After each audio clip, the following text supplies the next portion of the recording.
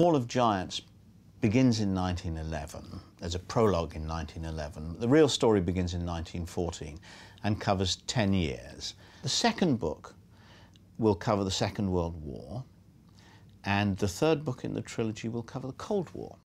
Fall of Giants is about 5 families. One American, one Russian, one German, and 2 British families.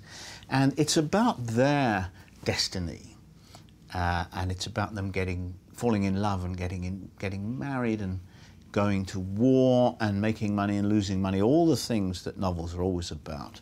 But it's also about their experience of the great events of the first part of the 20th century. So the people in Fall of Giants live through the First World War and the Russian Revolution and the aftermath of those events in the early 1920s. So it's not really, it's not a history book, it's a novel, and it's about individuals and their passions, but it's also about their experience of history. It's about them living through great historical events. I didn't want to take any liberties with history. I wanted this, insofar as I say what happened on the world stage, in war, on battlefields, in parliaments, that's all true. That's exactly how it happened. And the way I do that is I put a fictional character in the room.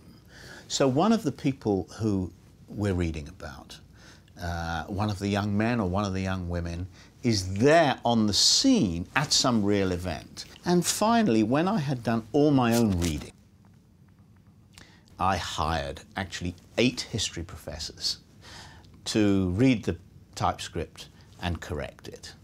And so I hope with all that there should be no mistakes. Social divisions have always, all through history, have always been undermined by romance. And so for me, this is a way of bringing people from different levels of society together, and even though they may be hostile to one another in principle, they may be across a political divide, they're certainly across a social divide, they may nevertheless be very attracted to one another. And that, of course, messes everything up. And that's where drama comes from. My subject is all of Western civilization. It's not from the point of view of one country. I've tried to see all the important events from international points of view.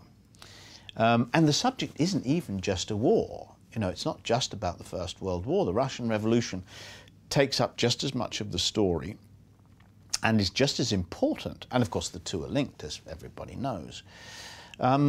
So when I was thinking, you know, who should I read to see how they've tackled this challenge, I basically found that nobody's tackled this challenge. I'm on my own.